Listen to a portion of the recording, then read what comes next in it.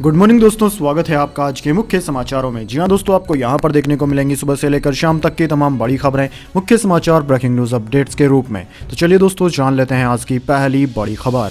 Japan में passenger plane और coast guard का विमान टकराया। पैसेंजर प्लेन के सभी 369 यात्री सुरक्षित, कोस्ट गार्ड के 5 क्रू मेंबर्स की हुई मौत। जी हां दोस्तों, जापान की राजधानी टोक्यो के होनेडा एयरपोर्ट पर एक प्लेन में आग लग गई। जापान टाइम्स के मुताबिक लैंडिंग से पहले विमान कोस्ट गार्ड के प्लेन से टकरा गया। इस दौरान कोस्ट गार्ड के प्लेन में सवार 6 में से 5 क्रू मेंबर्स की मौत हो गई। वहीं पायलट घायल होने के बाद भी विमान से निकलने में कामयाब रहा। दोस्तों, जापान एयरलाइन JAL के एक प्रवक्ता ने कहा है कि पैसेंजर प्लेन होकाइडो के शिन चितोसे एयरपोर्ट से रवाना हुआ था। इसमें करीब 367 पैसेंजर और 12 क्रू मेंबर सवार थे। सभी को प्लेन से सुरक्षित बाहर निकाला जा चुका है। इसके बाद दोस्तों, अगली बड़ी खबर। 19 राज्यों में कोहरा, 9 शहरों में जीरो विजिबिलिटी। राजस्थान यूपी में सुबह का तापमान 6 डिग्री। उत्तर भारत में शीतलहर की चेतावनी।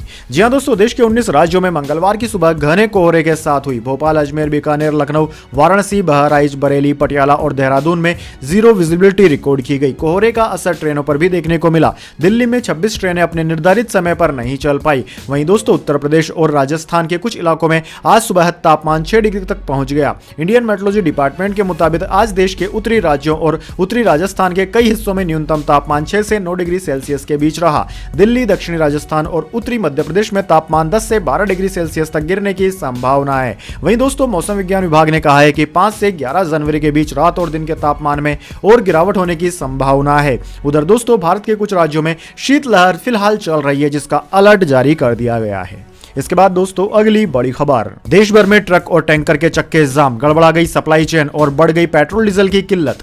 जी हां दोस्तों, हिट एंड रन से जुड़े कानून में बदलाव के बाद ट्रांसपोर्ट एसोसिएशन का गुस्सा 7वें आसमान पर पहुंच गया है। देश भर में ट्रांसपोर्ट सिस्टम ठप पड़ गया है। ड्राइवरों ने ट्रक, टैंकर और बसों को सड़क पर छोड़ दिया है और बेमियादी हड़ताल में शामिल हो गए हैं। ये प्रदर्शन तेजी पकड़ता जा रहा है, यानी कि हड़ताल करने वाले ट्रांसपोर्ट व्हीकल की संख्या बढ़ती ही जा रही है। अगर कुछ दिनों तक यही हाल रहा तो पूरे देश में न सिर्फ सप्लाई चेन ठप हो जाएगी, बल्कि फ्यूल की किल्लत भी नागरिकों की मुसीबत बढ़ाएगी। दोस्तों, आपकी जानकारी के लिए बता दें, देश में ट्रक एसोसिएशन की यह हड़ताल आम चुनाव से ठीक कुछ महीने पहले हो रही है। ऐसे में राजनीतिक माहौल भी गरमाने की संभावना बढ़ गई है। नए कानून का देश भर में जगह जगह विरोध देखने को मिल रहा है। हड़ताल का मंगलवार को दूसरा दिन है। दिल्ली, महाराष्ट्र, मध्य प्रदेश, राजस्थान, छत्तीसगढ़, यूपी, बिहार, पंजाब, गुजरात, हिमाचल प्रदेश में हड़ताल ने असर दिखाना शुरू कर दिया है। ट्रांसपोर्ट एसोसिएशन का कहना है कि ड्राइवर अपनी इच्छा से हड़ताल पर हैं। इसके बाद दोस्तों, अगली बड़ी खबर। अयोध्या में राम मंदिर को लेकर बीजेपी का मेगा प्लान। हर रोज 50,000 लोगों को कराएंगे रामलला के दर्शन। जी हां दोस्तों, अयोध्या में राम मंदिर को भारतीय जनता पार्टी भाजपा की मंगलवार को हुई अहम बैठक में यह फैसला लिया गया कि 22 जनवरी को दिवाली जैसा माहौल बनाया जाएगा और इसके लिए भाजपा कार्यकर्ताओं को निर्देश भी जारी कर दिए गए हैं। इसके साथ ही कार्यकर्ताओं से यह भी कहा गया है कि वे 22 जनवरी को सभी लोगों को राम मंदिर के प्राण प्रतिष्ठा कार्यक्रम को दिखाएं। बीजेपी के राष्ट्रीय अध्यक्ष JP नड्डा ने कार्यकर्ताओं को संबोधित करते हुए कहा कि व्यवस्था ऐसी होनी चाहिए कि सभी लोग अच्छे से दर्शन कर सकें, किसी को असुविधा ना हो, बिना भेदभाव के दर्शन करवाना है। बैठक में 22 जनवरी के बाद आम लोगों को राम मंदिर का दर्शन करने के लिए सहयोग करने के लिए कहा गया है। नड्डा ने कहा कि भाजपा हर बूथ लेवल से कार्यकर्ताओं को राम मंदिर का दर्शन कराएगी और इसके लिए 25 जनवरी से 25 मार्च तक मुहिम चलाई जाएगी, जिसके तहत भाजपा कार्यकर्ताओं को राम मंदिर का दर्शन कराएगी।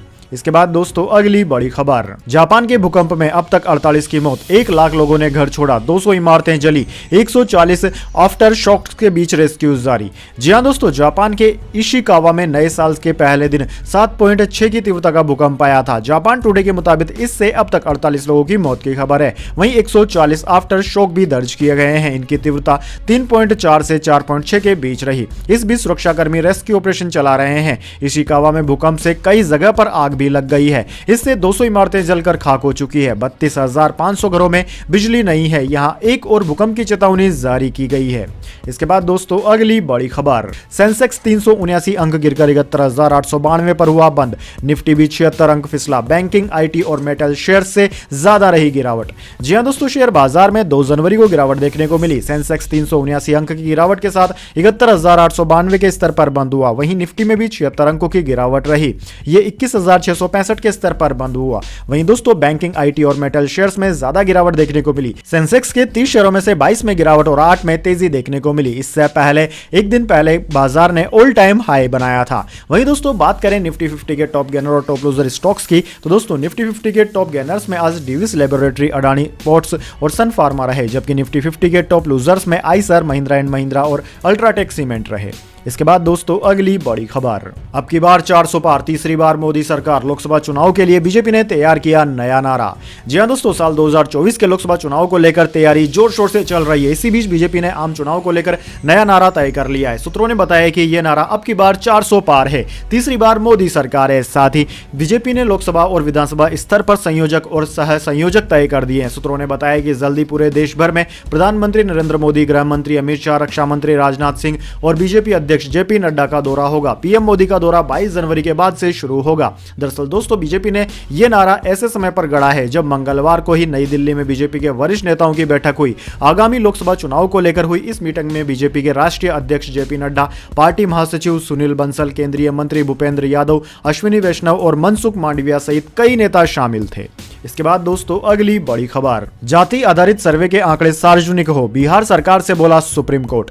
जी हां दोस्तों, बिहार सरकार को सुप्रीम कोर्ट से बड़ी राहत मिली है। दरअसल दोस्तों, कोर्ट ने मंगलवार को बिहार सरकार को जाति आधारित सर्वेक्षण आंकड़ों के आधार पर आगे निर्णय लेने से रोकने से इनकार कर दिया। हालांकि कोर्ट ने पब्लिक डोमेन में डाले गए आंकड़ों के विभाजन की सीमा पर भी सवाल उठाया और कहा कि जाति आधारित सर्वे के आंकड़े सार्वजनिक होने चाहिए। न्यायमूर्ति संजीव खन्ना और न्यायमूर्ति दीपांकर दत्ता की पीठ ने कहा कि अगर कोई निकाले गए किसी विशेष निष्कर्ष को चुनौती देने को इच्छुक है तो वह उस डेटा को प्राप्त करने में सक्षम होना चाहिए। संक्षिप्त सुनवाई के दौरान याचिकाकर्ता की ओर से पेश वरिष्ठ अधिवक्ता राजू रामचंद्रन ने अंतरिम निर्देश की मांग की और कहा कि रिपोर्ट को लागू करने और आरक्षण को 50% से बढ़ाकर 70% करने की तत्काल आवश्यकता है और इसे पटना हाईकोर्ट के समक्ष चुनौती दी गई है। इसके बाद दोस्तों अगली बड़ी खबर, आम आदमी पार्टी एमएलए अमानतुल्लाह खान की 8 लोकेशंस पर ईडी की छापेमारी, दिल्ली वक्फ बोर्ड से जुड़ा है मामला। जी हां दोस्तों, आम आदमी पार्टी के विधायक अमानतुल्लाह खान के खिलाफ केंद्रीय जांच एजेंसी परिवर्तन निर्देशालय यानी कि ईडी ने एक बड़ी कार्रवाई को अंजाम दिया है। ईडी अमानतुल्लाह खान सहित कुछ अन्य आरोपियों की कई लोकेशंस पर सर्च ऑपरेशन को अंजाम दे रही है। जांच एजेंसी के तफ्तीशकर्ताओं के मुताबिक 2 जनवरी को दिल्ली एनसीआर में 8 लोकेशंस पर सर्च ऑपरेशन को अंजाम दिया गया और काफी सबूतों को इकट्ठा किया गया। जांच एजेंसी के वरिष्ठ सूत्रों के मुताबिक ये search operation Delhi Waqf board से जुड़े फर्जीवाड़े और मनी लॉन्ड्रिंग की जांच के तहत डाले गए हैं।